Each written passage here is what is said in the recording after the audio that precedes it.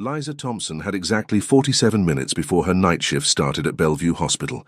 47 minutes to finish mopping the executive floor of the Park Grand Hotel, change out of her cleaning uniform in the staff bathroom, sprint to the subway, and pray the F train wasn't delayed again. Her grandmother needed her blood pressure medication refilled. Her brothers needed new sneakers before school started. Her mother's rehab program cost $3,000 a month. And Liza needed to survive another day. She didn't notice the man collapse in the hallway until his body hit the marble floor with a sickening thud. "Sir!" Liza dropped her mop, rushing toward the figure sprawled outside the penthouse suite. Expensive suit, Rolex watch, dark hair perfectly styled even in unconscious distress. "Sir, can you hear me?" No pulse. Her nursing training kicked in instantly. She tilted his head back, checked his airway, positioned her hands on his chest. 30 compressions. 2 rescue breaths, 30 more compressions. His lips were cold against hers. She didn't know she was kissing one of the most dangerous men in New York City. She didn't know this moment would change everything. Do-Jun Park opened his eyes to fluorescent hospital lights and the steady beep of machines monitoring his treacherous heart. He was alive. That was unexpected. "Mr. Park, you're awake." A doctor materialized beside his bed, clipboard in hand, expression professionally neutral. "You suffered a cardiac arrest. If that young woman hadn't performed CPR immediately, you wouldn't have made it. Your heart stopped for nearly 3 minutes. 3 minutes. Do-Jun's mind catalogued the implications with the same cold efficiency that had built his empire. 3 minutes without oxygen meant potential brain damage. 3 minutes meant vulnerability. 3 minutes meant someone had seen him weak, helpless, dying. Someone had saved him. "The woman," Do-Jun's voice came out rough, damaged. "Who was she?"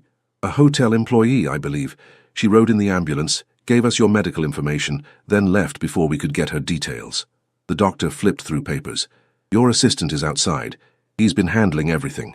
Min-Soo entered moments after the doctor left, phone already pressed to his ear, coordinating damage control.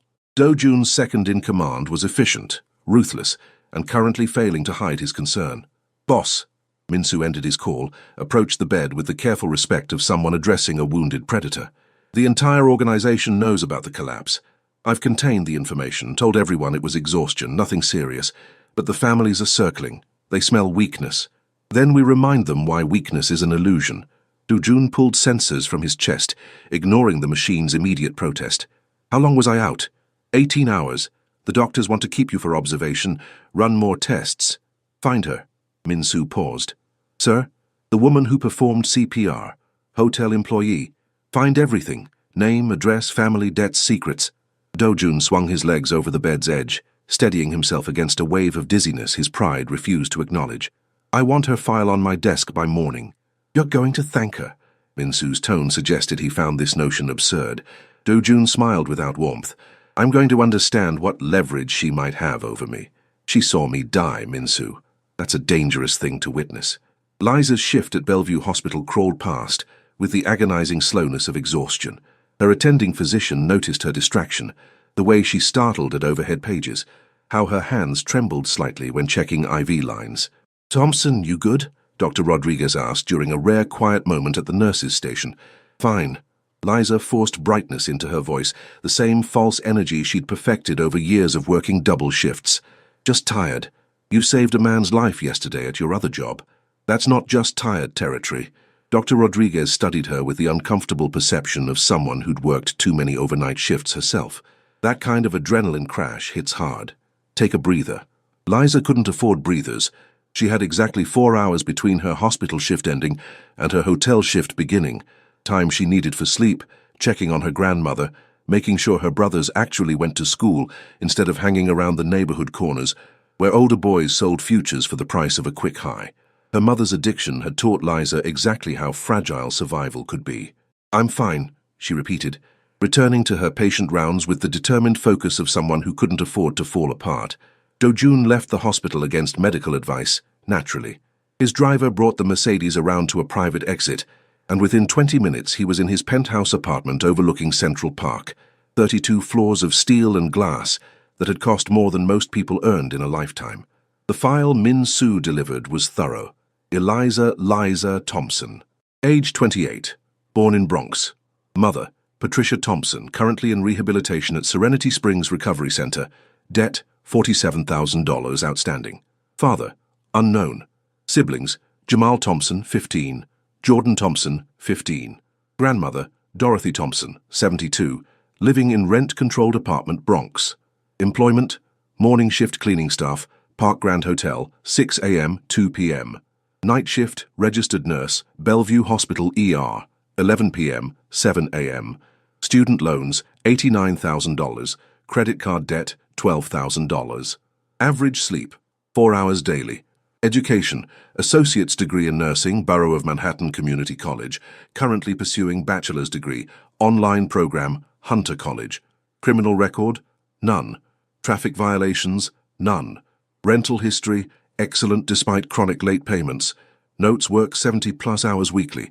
Sends money orders to mother's rehab facility monthly. Grocery shops for grandmother every Sunday. Attends brother's school meetings. No romantic relationships documented. Last vacation, none on record. DeJune read the file 3 times, each pass revealing new details that shouldn't have mattered, but somehow did. She had worked her morning shift at his hotel, saved his life during her brief break, then gone directly to an 8-hour hospital shift without mentioning the incident to anyone. No drama, no attempts to leverage the situation.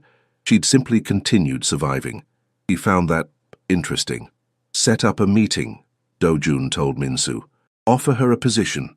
Personal assistant, private nurse. Whatever title makes her accept. Boss, is that wise? Bringing her closer, she put her mouth on mine and restarted my heart with her bare hands. DeJune's tone carried the dangerous softness that made grown men nervous. She's already closer than most people get. I'd rather have her where I can see her than wondering what she knows, what she might say, who she might tell.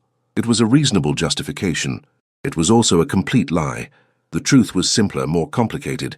DeJune wanted to understand the woman who'd looked at his dying body and chosen to fight for a stranger's life, despite having every reason to walk away. Who worked herself to exhaustion for a family that had given her nothing but obligation? Who had the skill to save him, and the strength to leave without asking for anything in return? He told himself it was strategic curiosity. His racing pulse suggested otherwise. Liza received the phone call during her 3-hour sleep window. Miss Thompson, this is Minsu Kang, executive assistant to DeJune Park. Mr. Park would like to meet with you regarding a potential employment opportunity. Would you be available this afternoon at 2 p.m.? Liza sat up in bed, fully awake despite the exhaustion clinging to her bones. The man from the hotel, the one who'd nearly died beneath her hands, wanted to meet. I work at 2 p.m., she said carefully. I have a shift at the hotel. Mr. Park owns the hotel, Miss Thompson. He's authorized your schedule adjustment. The meeting will take place in his private office, executive floor. Please use the penthouse elevator. The call disconnected before Liza could respond.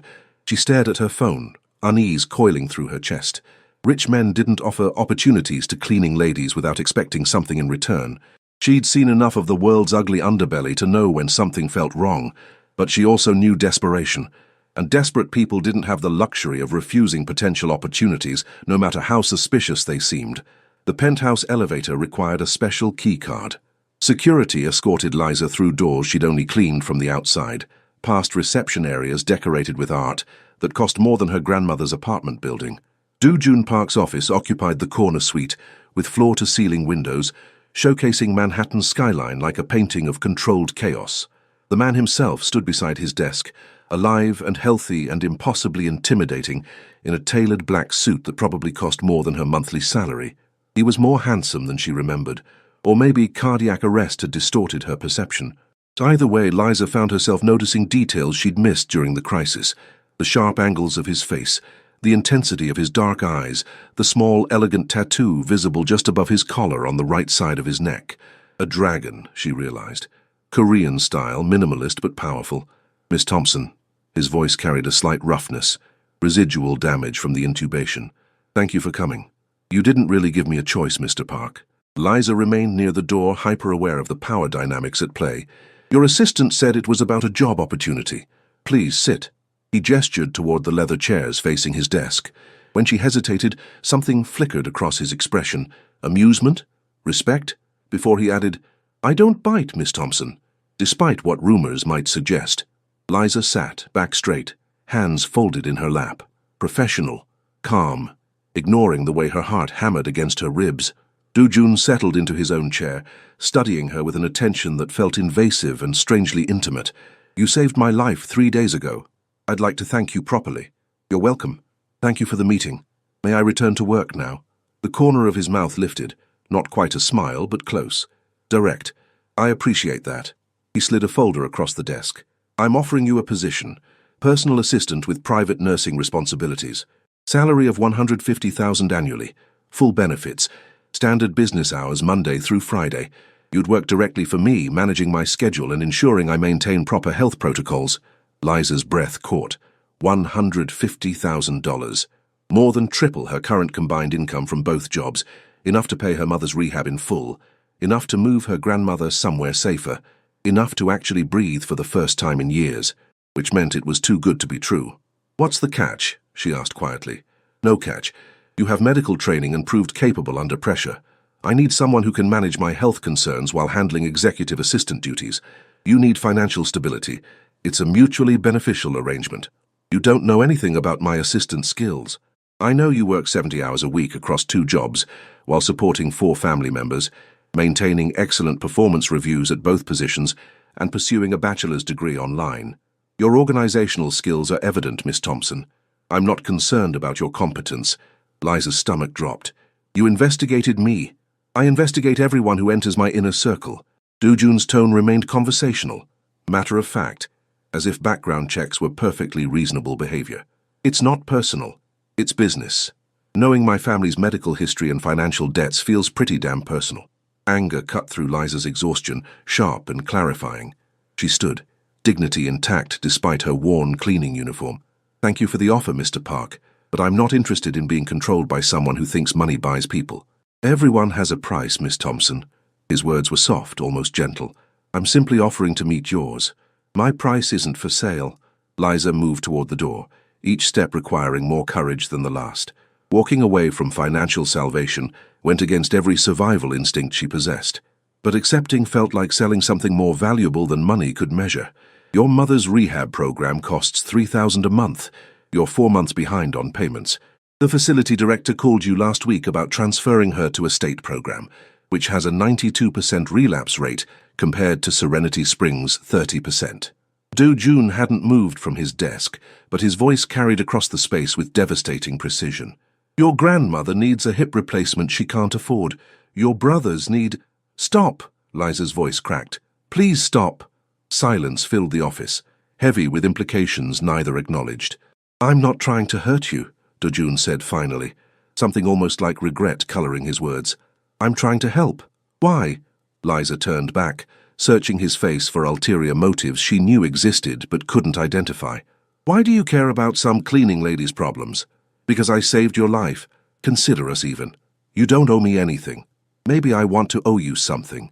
He stood, moving around the desk with fluid grace that suggested danger beneath the business-casual exterior. Stopped 3 feet away, close enough to be intimate, far enough to be respectful.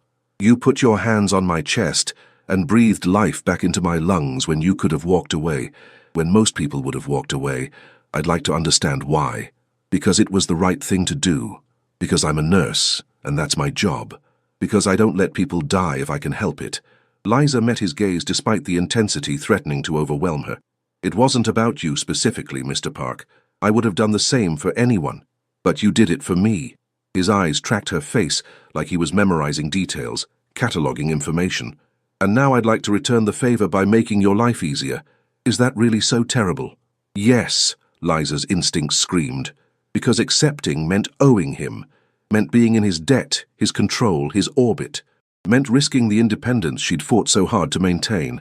But her grandmother's pained movements flashed through her mind, her brother's worn shoes, her mother's trembling hands during last month's visit, begging for another chance at sobriety. What exactly would this job entail? Liza heard herself ask, hating the surrender in her own voice. Do-jun's expression remained carefully neutral, but something flickered behind his eyes. Triumph? Satisfaction? Before he answered. Managing my calendar? Attending meetings? Ensuring I eat proper meals, monitoring my health metrics? Accompanying me to business functions? And making certain I don't work myself into another cardiac event? Standard executive assistant responsibilities with medical oversight? And if I disagree with your choices, if you're doing something dangerous, then you tell me, directly, honestly. That's what I'm paying you for, Miss Thompson. Your ability to keep me alive despite my own tendencies towards self-destruction. Liza studied him, this dangerous, wealthy, manipulative man who'd investigated her family and offered her salvation wrapped in a job description. Every logical instinct said to refuse. Every desperate need said to accept. I need to think about it, she managed. Of course. Take 24 hours. He returned to his desk, pulled out a business card, wrote something on the back. My private number. Call any time with your decision. Their fingers brushed when Liza accepted the card. Brief contact, barely a touch, but electricity sparked through her nerve endings with startling intensity. Do-jun felt it too. She saw recognition flash across his features before he controlled his expression back to professional neutrality. One more thing, Miss Thompson. His voice stopped her at the door. The job is real, the offer is genuine. Whatever you decide, I won't retaliate or interfere with your current employment. You have my word. Liza nodded once, not trusting her voice, and escaped into the hallway. She didn't believe his promises, but she desperately wanted to. Liza called Do-jun's private number at 11:47 p.m. during her hospital shift's brief lull between traumas. I accept your offer, she said without preamble when he answered on the second ring. But I have conditions. I'm listening. His voice sounded alert despite the late hour, no trace of sleep-roughened confusion. Did the man ever rest? First, I want a written contract specifying my job duties and boundaries. Second, I need 2 weeks to transition from my current positions. Proper notice, not just abandoning my responsibilities. Third, I want to meet with HR independently to confirm this arrangement is legitimate. Liza kept her tone professional, clinical, the same voice she used when delivering difficult diagnoses to patients' families. And fourth, if you ever investigate my family again without permission, I quit. Immediately. No negotiation.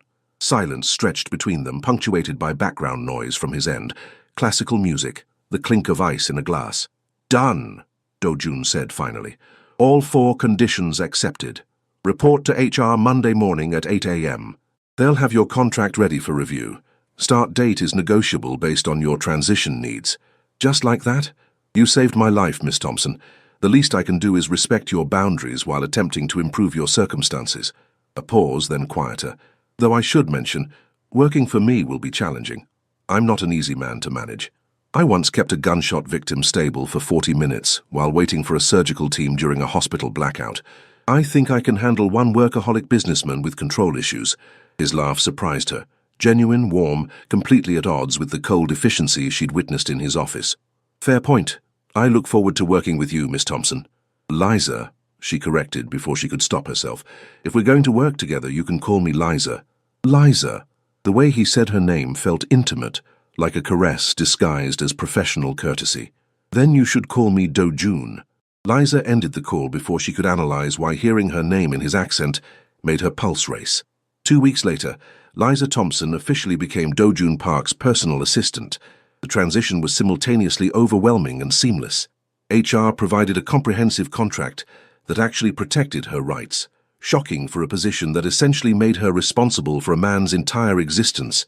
Do-jun's previous assistant, an efficient woman named Grace, spent 3 days training Liza on the complex ecosystem of managing a business empire's daily operations. He works too much, Grace confided during a coffee break in the executive kitchen. Doesn't eat unless reminded. Survives on 4 hours of sleep and too much caffeine. The cardiac arrest was inevitable. We all saw it coming. Maybe you'll have better luck making him take care of himself. Why are you leaving? Liza asked, genuinely curious. If you don't mind me asking. I'm getting married, moving to California. But honestly, Grace lowered her voice conspiratorially. Mr. Park has been different since the collapse. More human, present. It's unsettling.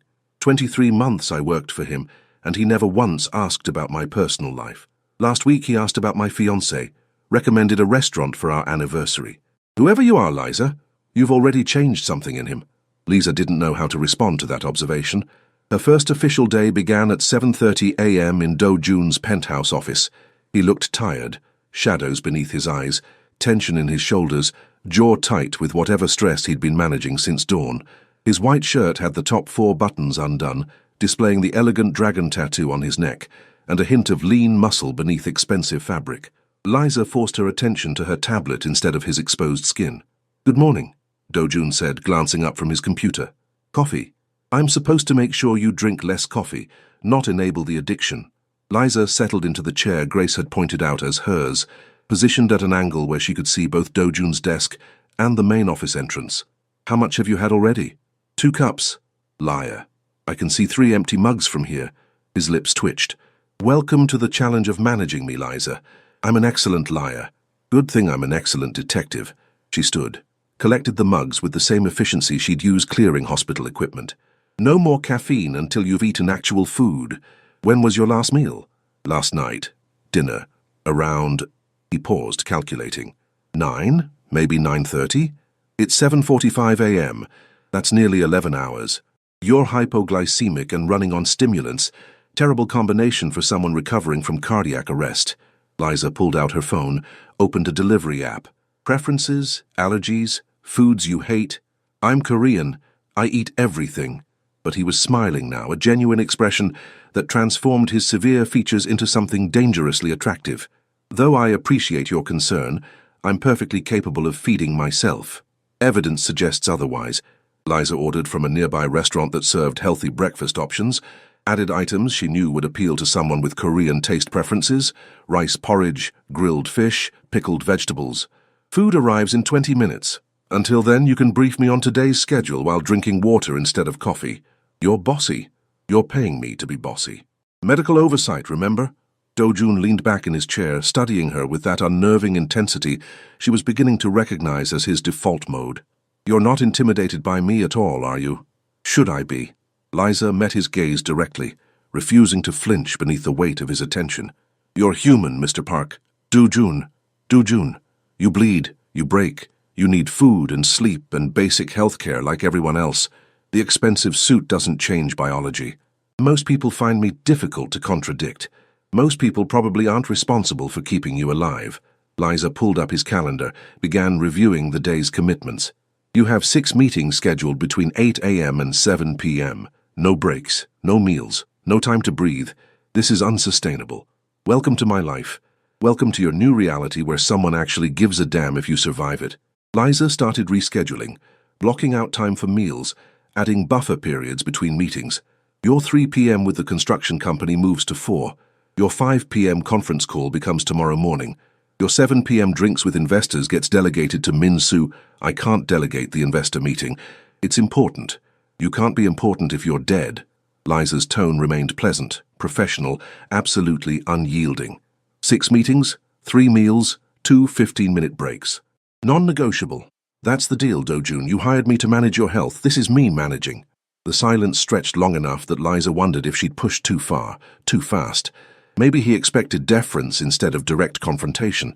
Maybe she'd just argued herself out of the best job opportunity she'd ever had. Then Dojun laughed, that same genuine sound from their late-night phone call, warm and surprised, and entirely too appealing. "Okay," he conceded, something like respect warming his expression. "You win this round, but Liza..." "Yes? I'm going to be a terrible patient. Fair warning. Good thing I'm an excellent nurse." She smiled despite herself, feeling the first stirring of something dangerous. Not just professional respect, but genuine liking for this complicated, stubborn, self-destructive man. This is going to be interesting. Dojun's eyes held hers for a moment too long, dark and intent, and carrying implications neither acknowledged. "Yes," he agreed softly. "It certainly is." The first week of working together established their dynamic. Liza fought to make Dojun take care of himself. Dojun fought against anyone managing his existence, and somehow they both ended up compromising more than either expected. She learned his tells, the way he rubbed his left temple when stressed, how his jaw tightened before making difficult decisions, the particular tone his voice took when he was lying about having eaten lunch. He learned hers too, how she twisted her bracelet when anxious, the precise angle of her head that meant she was about to argue, the softness in her eyes when she checked his heart rate and genuinely worried about the numbers. They spent 12 hours a day in close proximity, and with each passing day, Liza found it harder to ignore the magnetic pull of Dojun's presence, which became a problem the morning she walked into his office and found him collapsed across his desk. "Dojun!" Liza's training overrode panic. She checked his pulse, rapid but steady, his breathing shallow, his temperature elevated. Not cardiac arrest. Thank God, not another cardiac arrest. "I'm fine," he mumbled, barely conscious. "Just tired." "You're burning up. When did you last sleep?" But she already knew. He'd had video conferences with international partners overnight. She'd seen the calendar blocks marked for 2 a.m., 4 a.m., adjusting to different time zones. Don't remember. Day before. Maybe. 48 hours. The man had worked 48 consecutive hours, and now his body was staging a revolt. Liza made a decision that probably violated several professional boundaries and definitely crossed personal ones. "We're going to your apartment. Now. You need sleep and fluids and someone making sure you don't die from your own stupidity." "Can't," he protested weakly, even as she maneuvered him upright. "Meetings are being cancelled. Minsu can handle today's schedule." She wrapped Dojun's arm around her shoulders, supporting his weight despite their height difference. "Move, Park. I'm not asking." He moved, too exhausted to fight, leaning against her with a trust that felt both terrifying and intimate. His penthouse was only 2 floors up, private elevator, the same keycard access that marked everything in his world as exclusive and separate. Liza had never been inside his personal space before. The living room alone was larger than her grandmother's entire apartment. She navigated him to the bedroom, settling him onto a king-sized bed that probably cost more than a car. His eyes were already closing, fever and exhaustion dragging him under. "Liza," he murmured, catching her wrist before she could pull away. "Thank you. For caring. No one else." "Sleep," she interrupted gently, uncomfortable with the vulnerability in his voice. "We'll talk when you're not delirious." But his grip tightened fractionally, keeping her close. "Stay." Every professional instinct said to leave, to maintain boundaries. To remember this was her boss, her employer, the man who'd investigated her family and offered salvation with strings attached. Every human instinct said he needed someone, and she couldn't walk away from someone who needed her. It wasn't in her nature. "I'll stay," Liza promised, settling into the chair beside his bed, "until you wake up. Then we're having a serious conversation about work-life balance." Dojun's lips curved slightly before sleep claimed him completely. Liza sat in the expensive silence of his bedroom, watching his chest rise and fall with steady breathing, and tried very hard not to think about how naturally caring for him had become, or how dangerous that feeling might be. Dojun woke 16 hours later to find Liza asleep in the chair beside his bed, her neck bent at an uncomfortable angle, her hand still loosely holding his wrist, as if checking his pulse, even in sleep. Something in his chest tightened, an unfamiliar sensation that had nothing to do with cardiac dysfunction and everything to do with the woman who'd stayed when she could have left. He'd built an empire on reading people, understanding their motivations, exploiting their weaknesses. But Liza Thompson remained a mystery wrapped in contradiction, simultaneously strong and vulnerable, stubborn and compassionate, wary of his wealth, yet willing to fight for his health. She'd saved his life twice now. Once with CPR, once with sheer force of will dragging him away from self-destruction. Dojun was starting to realize he might be in serious trouble. "You're staring," Liza mumbled without opening her eyes. "It's creepy." "You stayed." He kept his voice low, careful not to disturb the strange intimacy of dawn light filtering through floor-to-ceiling windows. "For 16 hours, according to my phone. Someone had to make sure you didn't stop breathing." She straightened in the chair with a wince rubbing her neck. "How do you feel?" "Better, thanks to you." Dojun sat up slowly, assessing his body's responses. The fever had broken. His mind felt clear for the first time in days. "I'm sorry. For collapsing. For making you worried. For—" "Stop apologizing and start explaining." Liza fixed him with the same stern expression she probably used on non-compliant patients. 48 hours without sleep, Dojun. That's not ambitious, that's suicidal. What were you thinking?" "I was thinking the Singapore deal required my immediate attention, that the construction permits wouldn't file themselves, that expansion into— that your business matters more than your life?" The question landed like a physical blow. Dojun had no good answer, because the truth was simple and damning. Yes. For 20 years, he'd prioritized empire over existence, success over survival. His father had built Park Industries from nothing, and Dojun had transformed it into something greater. Legitimate business, concealing less legitimate operations, power purchased through calculated risk. But power didn't matter if he was dead. "My father used to say that empires are built by men willing to sacrifice everything," Dojun said finally. He worked himself into an early grave proving that philosophy. "I swore I'd be different, smarter, stronger." He laughed without humor. Instead, I'm following the same path, just with better medical insurance. Liza was quiet for a long moment, studying him with those perceptive brown eyes that saw too much. What would it take for you to actually value your life, Do-jun? Another cardiac arrest? Actual death next time? Is that what you're waiting for? I don't know. The admission felt like weakness, but exhaustion and her steady presence had stripped away his usual defenses. Maybe I don't know how to exist without constant motion, without problems to solve and battles to win. Maybe I'm terrified of who I am when I'm not building something. You're human, Liza said softly. That's who you are. A person who deserves rest and care and moments that aren't about conquest. She stood, stretched, approached his bed with the easy confidence of someone comfortable in medical settings. Let me continuar 0324, check your vitals. Then you're eating breakfast while I schedule a follow-up with your cardiologist. Bossy, he observed, but allowed her to press fingers against his wrist, counting his pulse. Alive, she countered, which is more than you'd be without someone being bossy. Her skin was warm against his. Do-jun found himself hyper-aware of the contact, the gentle pressure of her touch, the concentrated expression on her face as she monitored his heartbeat. She stood close enough that he could smell her shampoo, something floral and inexpensive that somehow appealed to him more than any costly perfume. Dangerous territory. Pulse is elevated, Liza murmured, frowning slightly. Are you feeling anxious? Chest pain? No. His voice came out rougher than intended. Just aware. Aware of what? You, he didn't say. Of how close you're standing. Of how your fingers feel against my skin. Of how I haven't wanted someone this badly in years, maybe ever. That I'm fortunate to have someone who cares whether I survive, he said instead, which was both true and utterly insufficient. Liza's eyes met his, and electricity sparked between them. The same charge he'd felt when their fingers brushed weeks ago, magnified by proximity and honesty and the strange vulnerability of her watching over him while he slept. She stepped back quickly, breaking contact. You're fine. Elevated heart rate is normal after extended sleep. She gestured vaguely toward the door. I'll order breakfast. Liza. She paused in the doorway, back to him, shoulders tense. Thank you, Do-jun said quietly, for staying, for caring, for being exactly what I needed even when I didn't know I needed it.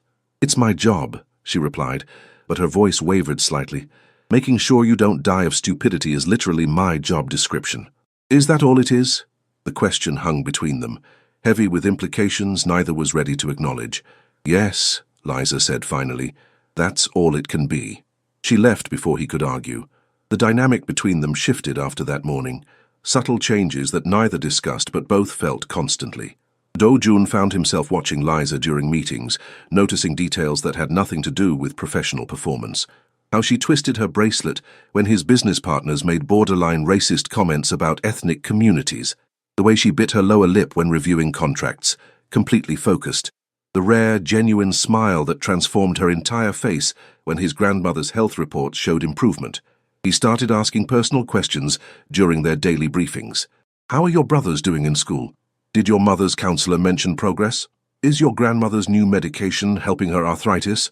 Liza answered carefully, maintaining professional distance while clearly appreciating his interest. She asked her own questions too. About his childhood, his relationship with his traditional Korean mother, the pressure of inheriting an empire built on his father's corpse. They were learning each other, piece by careful piece. The trouble started when Marcus Chen appeared. Marcus was everything Do-jun wasn't, warm, easygoing, openly flirtatious, without the dangerous undercurrent of violence. He managed one of Park Industries' legitimate construction divisions and had apparently decided Liza was worth pursuing. Hey, Liza. Marcus approached her desk outside Do-jun's office, smile charming and infuriating. There's this new Korean soul fusion restaurant in Brooklyn. Thought maybe you'd want to check it out. Saturday night? Do-jun watched through his office's glass walls as Liza hesitated, clearly torn between interest and something else. Jealousy hit him like a second cardiac arrest, sudden, overwhelming, completely irrational. He had no claim on Liza Thompson. She was his employee, not his possession. Her personal life was none of his business. If she wanted to date Marcus Chen, that was her choice. The logical arguments didn't stop fury from coiling hot in his chest. I'm not sure that's appropriate, Liza said carefully, given that we work for the same company. Different divisions, no conflict of interest. Marcus leaned against her desk, casual and confident. Come on, Liza, just dinner. No pressure. I promise I'm not a serial killer. Most serial killers say that, she replied, but she was smiling. Do-jun found himself opening his office door before conscious thought engaged. Liza, I need you. Conference call with Singapore in 5 minutes. Both Liza and Marcus turned toward him. Marcus's expression showed mild confusion. The Singapore call wasn't until tomorrow.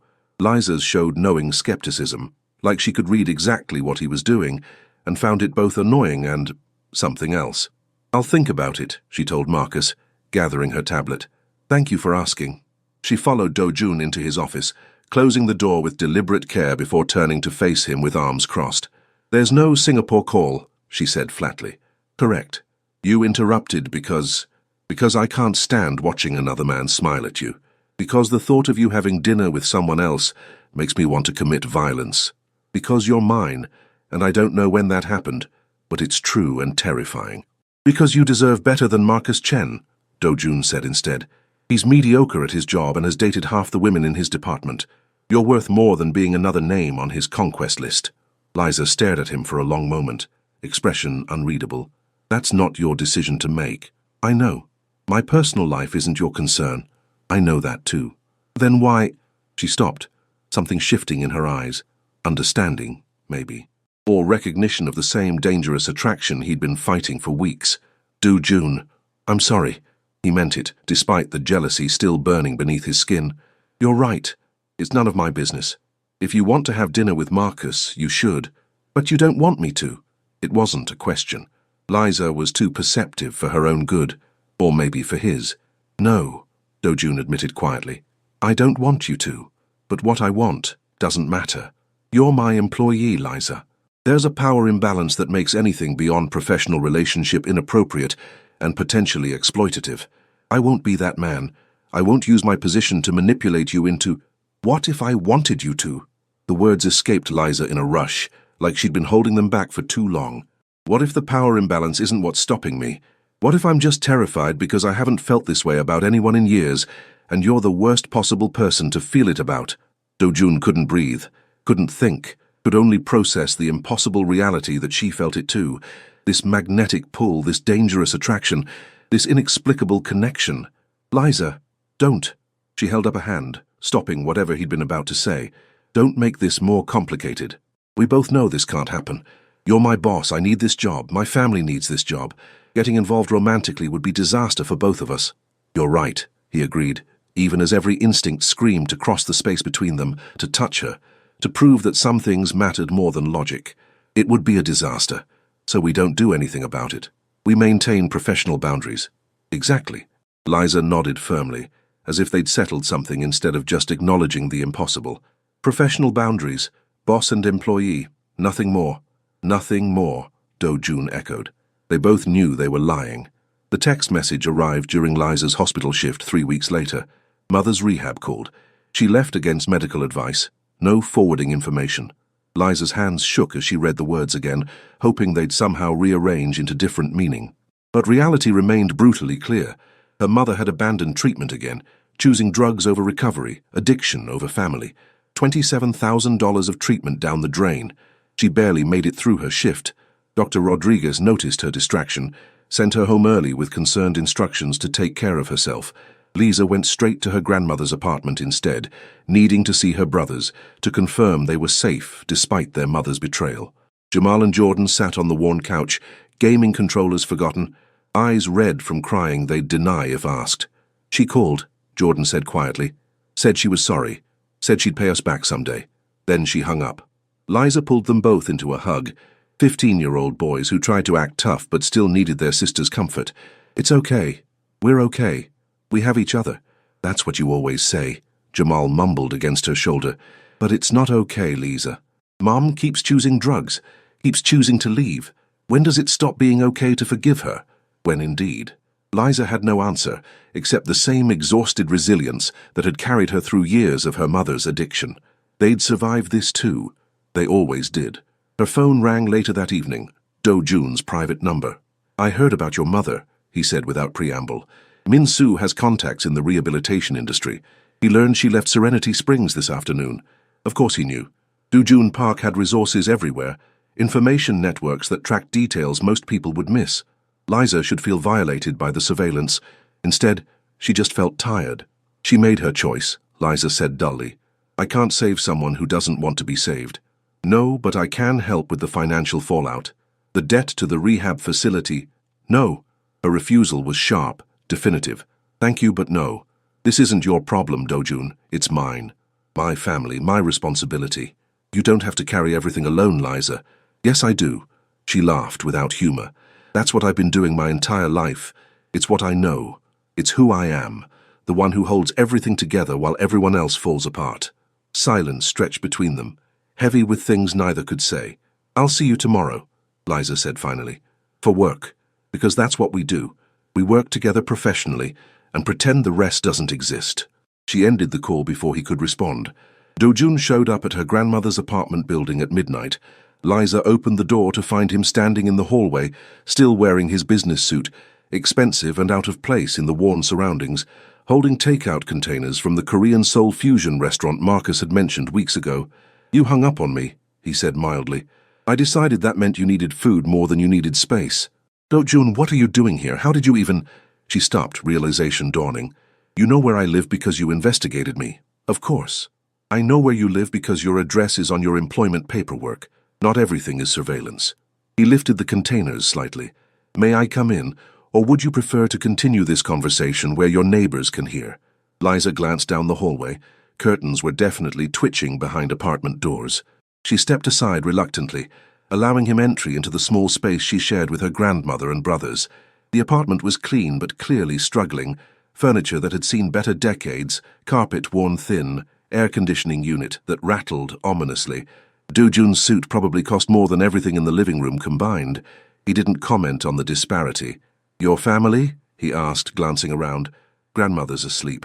Brothers are at a friend's house overnight. I needed them away from here while I processed everything. Liza accepted the takeout containers, set them on the small kitchen table. You shouldn't have come. This crosses about 17 professional boundaries. Good thing I've never been particularly concerned with boundaries.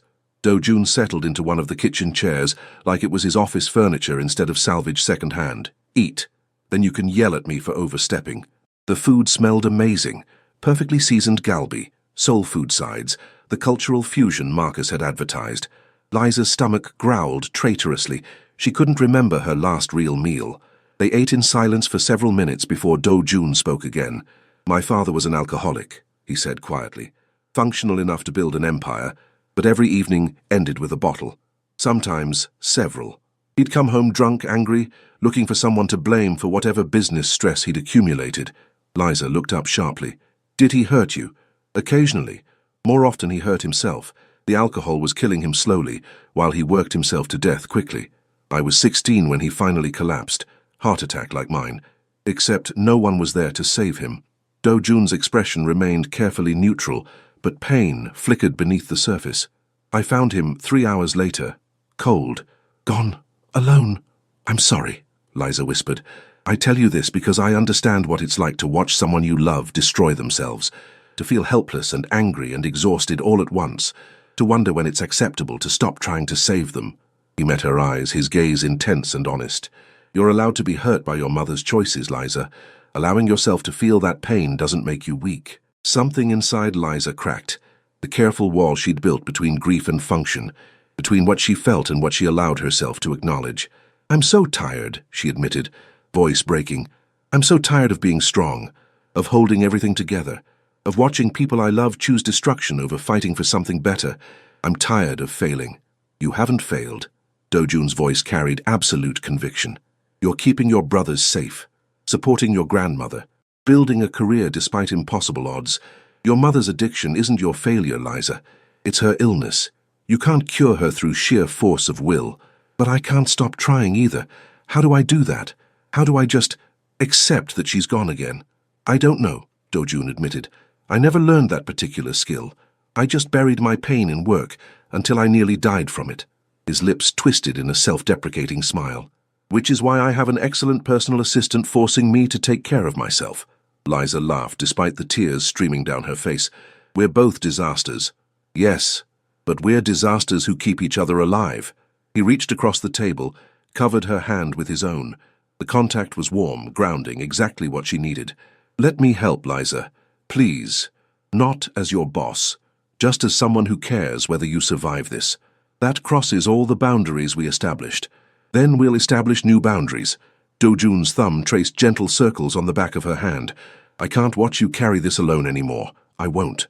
Liza should pull away, should maintain the professional distance that kept her safe from complications and heartbreak, should remember all the reasons why letting Do-jun Park deeper into her life was dangerous. Instead, she turned her hand over, lacing her fingers through his. "Okay," she whispered. "Okay." They stayed up until 3 a.m. talking about everything except work. Childhood memories, favorite foods, dreams abandoned, and dreams still worth chasing. Do-jun told her about growing up between two cultures, never quite fitting anywhere. Liza shared stories about her grandmother's strength, her brother's potential, the future she wanted to build despite her mother's shadow. When exhaustion finally claimed them both, Do-jun settled onto the worn couch despite Liza's protests that he should go home to his expensive penthouse. "I'm not leaving you alone tonight," he said simply. "We'll figure out what this means tomorrow. Tonight, you just need to know someone's here." Liza woke hours later to early morning light filtering through thin curtains, and Do-jun still asleep on her couch, looking uncomfortable and out of place, and somehow perfectly right. She was in serious trouble. The kind of trouble that started with caring too much and ended with heartbreak. But watching him sleep, seeing this powerful, dangerous man vulnerable in her space, Liza couldn't bring herself to regret crossing the line they'd sworn to maintain. Some boundaries were worth breaking. They didn't discuss that night. Not when Do-jun left that morning to change clothes before work. Not during the following days of maintaining professional appearances. Not when Marcus asked Liza out again and she declined without explanation. But everything had changed. Do-jun touched her more, hand on her lower back, guiding her through doorways, fingers brushing when exchanging documents. Casual contact that spoke of intimacy, neither acknowledged aloud. Liza found herself staying late at the office, long after her official hours ended, just to spend time in his presence. They'd order dinner and work side by side, comfortable silence punctuated by shared jokes and stolen glances. His associates noticed. Min-soo definitely noticed, though he was too professional to comment directly. The whispers started. Speculation about Do-jun Park's unusual attention to his assistant, the way he watched her, the protectiveness in his tone when anyone mentioned her name. It came to a head during a business dinner with potential investors. One of them, a man named Richard Sterling with old money and older prejudices, made a comment about ethnic diversity initiatives while looking directly at Liza. The implication was clear and disgusting. She was decoration, not professional talent. Do-jun's jaw tightened dangerously. "Miss Thompson is my personal assistant because she's extraordinarily competent at her job. Her qualifications include an RN license, bachelor's degree in progress, and the unique ability to keep me alive despite my best efforts at self-destruction. Her ethnicity has nothing to do with her position, though I fail to see why it would matter if it did." Of course, Richard backpedaled quickly, recognizing he'd crossed a line. No offense intended. Yet, offense was given. Do-jun's voice carried the particular softness that preceded violence. "I think our meeting is concluded. Min-soo will show you out." Richard left quickly, taking his investment opportunities with him. "You didn't have to do that," Liza said quietly, once they were alone in the private dining room. "That was a significant business deal. That was a racist asshole disrespecting you." Do-jun turned to face her fully, eyes blazing with protective fury. "No business deal is worth tolerating that treatment. Not now, not ever. You defended me. I'll always defend you, Liza. That's not negotiable." The words hung between them, heavy with implications that had nothing to do with professional courtesy and everything to do with the feelings neither had admitted aloud. "Do-jun," Liza whispered, "we can't keep pretending this is just professional." "I know. We crossed the line weeks ago. Maybe the moment you showed up at my apartment at midnight. Maybe before that." "I know," he repeated, moving closer. "I've been fighting this since you put your hands on my chest and brought me back to life. But I'm tired of fighting, Liza. I'm tired of pretending I don't want you, that I don't think about you constantly, that you haven't become the most important person in my world." Liza's breath caught. "I could lose everything. My job, my stability, my family's security. You won't. I promise you won't." Do-jun cupped her face gently, thumbs brushing her cheeks with devastating tenderness. "Whatever happens between us, your position is protected. Your family is protected. I'll put it in writing, legally binding, if that's what you need to feel safe. That's not the point. The point is, she stopped, overwhelmed by proximity and honesty, and the intensity of his gaze. The point is, I'm terrified of how much I feel for you. Then we'll be terrified together. His forehead rested against hers, their breathing synchronized. Because I feel it too. This impossible, inconvenient, completely irresistible connection, and I'm done pretending it doesn't exist. This is a terrible idea, Liza breathed. Probably. Dojun's lips curved against her skin. Are you going to stop me anyway? No. He kissed her then, finally, inevitably, with the desperate intensity of weeks of restraint breaking apart. His mouth was warm and demanding, gentle and consuming all at once. Liza's hands fisted in his shirt, pulling him closer, drowning in sensation and rightness and the overwhelming feeling of coming home. When they finally broke apart, both breathing hard, Dojun's eyes were dark with desire, and something deeper, something that looked dangerously like love. Tell me this is real, Liza whispered. Tell me this isn't just chemistry or proximity or... he interrupted softly, the Korean words falling like a caress. I love you, Liza. I've been falling in love with you since you refused to be intimidated by me, since you fought for my health when I wouldn't fight for myself, since you showed me that strength comes in forms I never learned to value. He kissed her again, softer this time, achingly tender. This is real. You're real. We're real. Liza kissed him back, pouring every unspoken feeling into the contact. When she pulled away, tears streamed down her face. Happy ones for once. I love you too, she admitted. Probably since you showed up at my apartment with fusion food and understood exactly what I needed. Maybe before that. I don't know when it happened, Dojun, but it's true. Then we'll figure out the rest together. He wiped her tears gently, expressions soft in a way she'd never seen. No more boundaries, no more pretending. Just us, navigating this complicated, beautiful mess we've created. Together, Liza agreed. And when he kissed her again, surrounded by expensive furniture and the wreckage of a business dinner, abandoned for something more important, Liza finally understood what it meant to be chosen. Not as an employee, not as an obligation, but as a partner, an equal, someone worth defending and cherishing and loving. For the first time in her exhausted, overwhelming life, someone was fighting for her instead of the other way around. It felt like salvation. The new apartment overlooked Central Park from the 20th floor. Not quite penthouse level, but close enough that Liza's grandmother stood at the windows with tears of joy streaming down her weathered face. Baby girl, Dorothy whispered. You did it. You actually did it. Liza hugged her grandmother carefully, mindful of the hip that had finally received proper surgical repair thanks to Dojun's health insurance extension to her family. We did it, Grandma. All of us together. Jamal and Jordan raced through rooms that were actually big enough for teenage boys to have their own space, their excited shouting echoing off walls that didn't carry decades of other people's pain. Dojun appeared in the doorway, carrying boxes with Min Soo and Grace, who'd flown back from California specifically for the move. His shirt sleeves rolled up, and his hair mussed from exertion. He looked happy, healthy, alive in ways that had nothing to do with cardiac function, and everything to do with purpose. Everything okay? He asked Liza quietly, coming to stand beside her. Everything's perfect. She leaned into his solid warmth, still marveling at the privilege of touching him freely. Thank you for all of this. Thank you, he corrected, pressing a kiss to her temple, for saving my life in every way that matters.